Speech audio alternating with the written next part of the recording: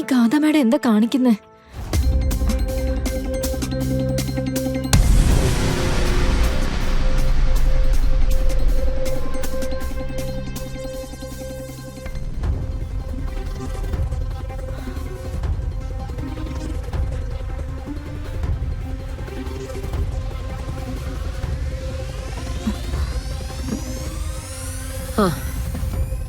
മൂന്നാല് മീറ്റിംഗ് കഴിഞ്ഞപ്പോഴത്തേക്ക് ആകെ വല്ലാണ്ടായി. ഇനിയൊന്ന് റെസ്റ്റ് എടുക്കണം. മോളെവിടെ? അവളെവിടെയാ സിനി? റൂമിലുണ്ടോ? മാം അത് കാര്യം എന്തെന്ന് പറ. മാം ഗാഥ മാഡം പുറത്തു പോയിരിക്കുക. എങ്ങോട്ട്? ഞാൻ ചോദിക്കുന്ന നീ കേൾക്കുന്നില്ലേ? എന്താ നീ മറച്ചു പിടിക്കാൻ ശ്രമിക്കുന്നേ? ഗാഥ മാഡം പോയിരിക്കുന്നത് കളരിക്കലേക്കാ. എന്ത്? കളരിക്കിലേക്കോ? അവളെ എന്തിനാ അങ്ങോട്ട് പറഞ്ഞോട്ടെ? അത് പിന്നെ ഒരുങ്ങിയിറങ്ങി വന്ന് കളരിക്കലേക്ക് പോവാ. മമ്മിയെ വിളിച്ച് പറയരുതെന്നും പറഞ്ഞു. എന്നിട്ട് നീ അതനുസരിച്ചു അല്ലേ?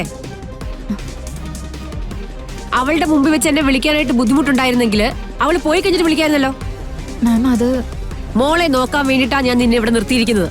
എന്നിട്ട് പറയുന്നത് കേട്ടില്ലേ? ഞാൻ കാല് പിടിച്ചു. നോ സിനി, ഇത്തരം എക്സ്ക്യൂസും കൊണ്ട് എന്റെ മുന്നിലേക്ക് വരണ്ട. എന്റെ മോൾ എന്തെങ്കിലും ആപത്തിൽ ചെന്ന് പെട്ടാലുണ്ടല്ലോ, ജോലിന്ന് പറഞ്ഞിവിടെ മാത്രമല്ല ഇല്ലാണ്ടാക്കി കളയും ഞാൻ. മാം നിനക്കൊക്കെ മാസം മാസം ശമ്പളം അങ്ങ് കൈപ്പറ്റിയാ മാത്രം മതി. എന്റെ ജീവൻ എന്റെ മോള്.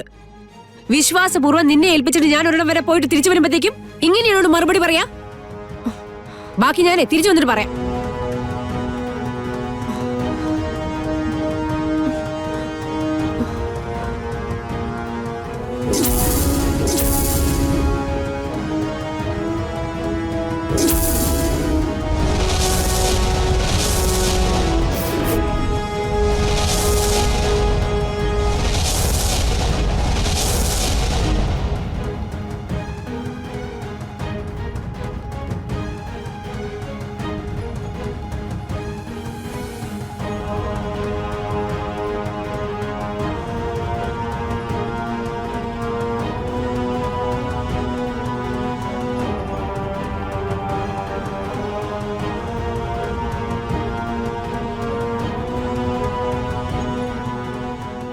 പൂജാമുറിയിൽ വിളക്ക് കൊളുത്തിയോ?